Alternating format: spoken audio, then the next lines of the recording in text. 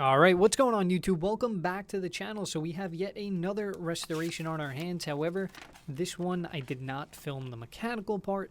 This is specifically pertaining to the refinishing. However, I just want to make it abundantly clear. I'm one person, that's right, singular, as in one, uno, as in the card game. I'm one person here. Now, I get dozens and dozens of service requests a week. Now, I can't thank you guys enough for not only the trust, but wanting me to work on your watches. However, that limits me to the amount of work that I could physically take in. Yes, absolutely, I could outsource this work. Will I do that? Absolutely not. There's a very finite reason on why I take such care and such pride in all of the work that I do here. I go through every single watch myself. No other eyes go on it, it's just me. Same thing when I refinish, same thing when I service a timepiece. It has to be done to my standards, and that's the reason why I can't take in 30, 40 watches at once. I run a business. I sell watches as well. So refinishing and servicing watches, while it's not my primary source of income, I sure as hell could make it. So I just want to say thank you to the people that understand this exact scenario, and they're willing to wait, and they do end up waiting. I will get to your watch. I will get back to you. However, it's just not going to be the same exact day, especially for service. Now, on the bench today, we have a Rolex 18238. This is probably the most famous watch in television history. And that's going to be made possible by Mr. Tony Soprano. He wore this exact watch. I don't care what anybody says, a 36mm will fit anyone. If LHFA could wear this, he can collect garbage in it, be a union delegate. I don't care what anybody says, the mafia is not real. Tony Soprano is a real person. But he made this watch super popular, and for good reason. These have exploded in value over the last few months, and I've been struggling to even find nice collector sets such as this one. Now, it might have been refinished in the past, however, it hasn't been touched up in the last few years. Tons of patina all around this watch, on the bezel, on the flutes, but this watch being entirely constructed out of 18 karat yellow gold, it is a much softer metal than such as steel, titanium, tantalum, so everything we do to this timepiece has to be precise and done with extreme caution. You could absolutely ruin a watch like this, so first thing I do is start pre-flattening all of the lugs. Now the faces of the lugs, they should be nice, flat, thick, and even, and as you guys can see here, that's exactly what I'm doing. 200 RPMs, artifacts wheel, and we're just going at it very, very lightly. Now the faces of the lugs, they've been flattened, so we could go ahead and start hitting the undersides of the lugs. Now I want to remove all of the previous tooling marks. I don't know what shoemaker put them there, but it happens. I hate scratches on the other sides of the lugs.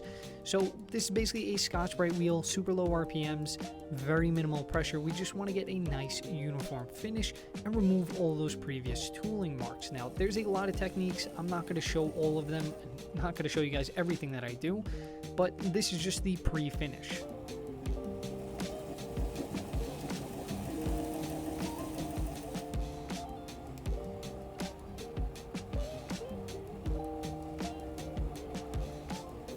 Now when it comes to refinishing mid cases, I see people absolutely destroy them, especially with a metal as soft as yellow gold. This is a heavy cut compound here. Now all the dents, all the deep stuff, that's already been laser filled and that's already been pre-flattened. So this mop on here, it looks like it's running very fast. Once again, a heavy cut compound. Very, very light pressure. You want to be very careful, and you always want to follow the original contour. As you can see, the day-date case, it's rounded on the sides. So we want to follow the original geometry and try and keep everything as uniform as possible. Now the heavy cut is done. We have a nice uniform flat finish, so we're going to switch out the buffs and then work over to the middle. So now this is a second stage. I usually do a 3-stage polish, and this is how I assured myself pretty much that the case is flat, I didn't miss anything, and we have extreme luster. So now this is basically in the middle of a final polish as well as a cutting compound. It'll just remove anything else that's left behind by the heavier cut, and it'll start to flatten everything out a little bit more.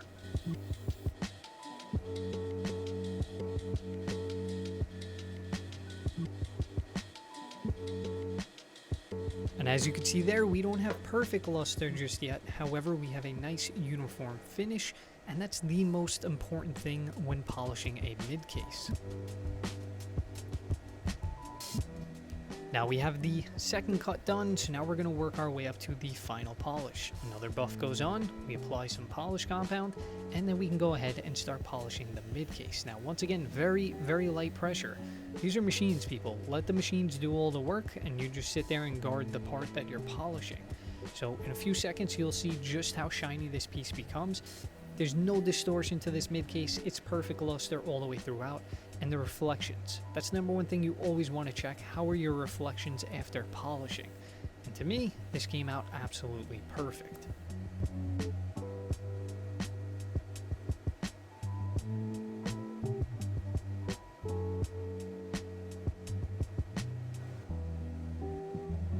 Now on to one of the hardest parts to polish on a day-date, and that's going to be the buckle. Now this is a solid one-piece buckle, however there's multiple different finishes, very tight areas, and a lot of this work needs to be done by hand. But we're going to utilize the satin wheel here. We're going to try our best, but we're still going to have to do some work by hand. Light pressure, back and forth, up and down. We want to make sure that our graining is nice and straight. Even lines, we don't want to press too hard because there are engravings inside of this clasp. So we want to make sure that we don't burn through them. So keep your pressure light and then move the part constantly. That'll keep a nice straight line going up and down vertically or side to side. Whatever way you're polishing the part, always move it side to side. That's how you get nice straight lines and you get that nice satin finish.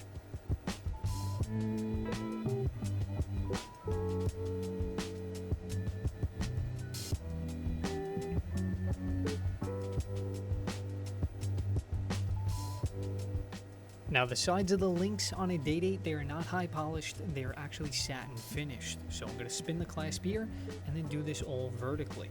Now we got that nice satin finish on the outer edges of the links. It's one less thing you have to polish. It's actually a very nice effect.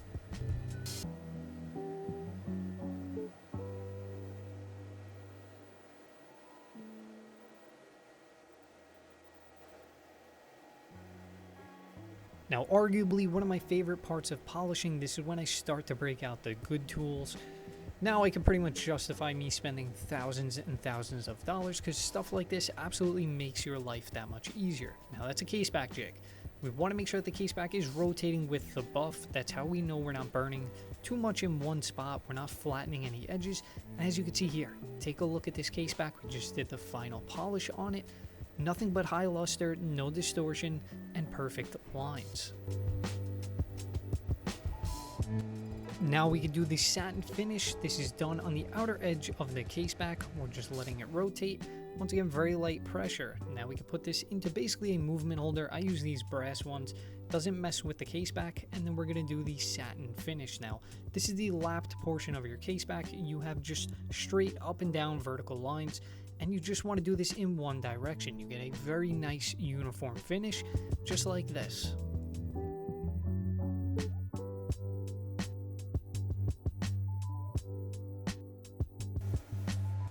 Now we're starting the final polish on the bracelet. You want to make sure the satin edges are fully taped up.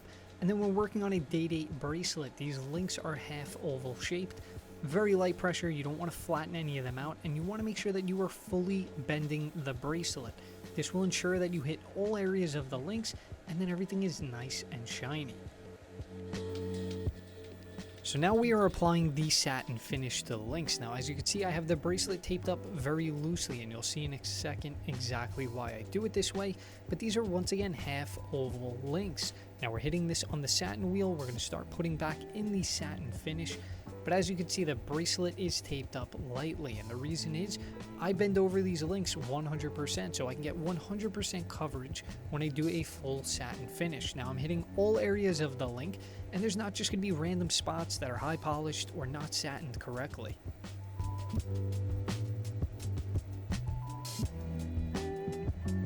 Now you want to take your time with this process. It's painstaking, it takes a long time, but the end result is just so much better.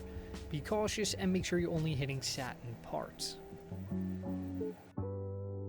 Now we have all the pieces out of the ultrasonic cleaner. They've been steamed and I couldn't be happier with the results. However, Still got to finish up the movement service. Of course, we're going to start running through the entirety of its paces. This is exactly how every single watch needs to be tested. And of course, just check out these results. I am perfectly happy with that, especially on a 20-plus-year-old watch. And I mean, come on, just take a look at the end results. This is the 18238 complete collector set, and now it has been restored back to like new condition, and this watch could be worn for another 20-plus years.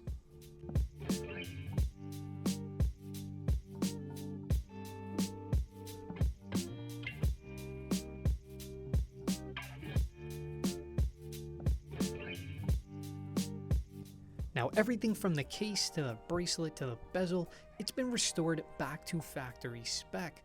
Case, no distortion, absolutely perfect luster throughout it, as well as our bracelet. We have no rounded out links, we have no flatness, just pure factory spec polishes here.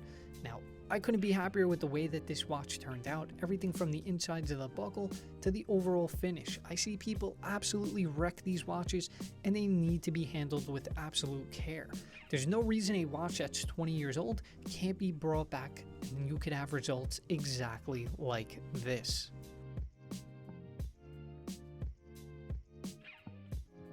Now, as you guys saw before, this is a full complete set. Obviously, we have our papers. Now, this one is actually dated 2001, and we have the correct dial denomination on the papers.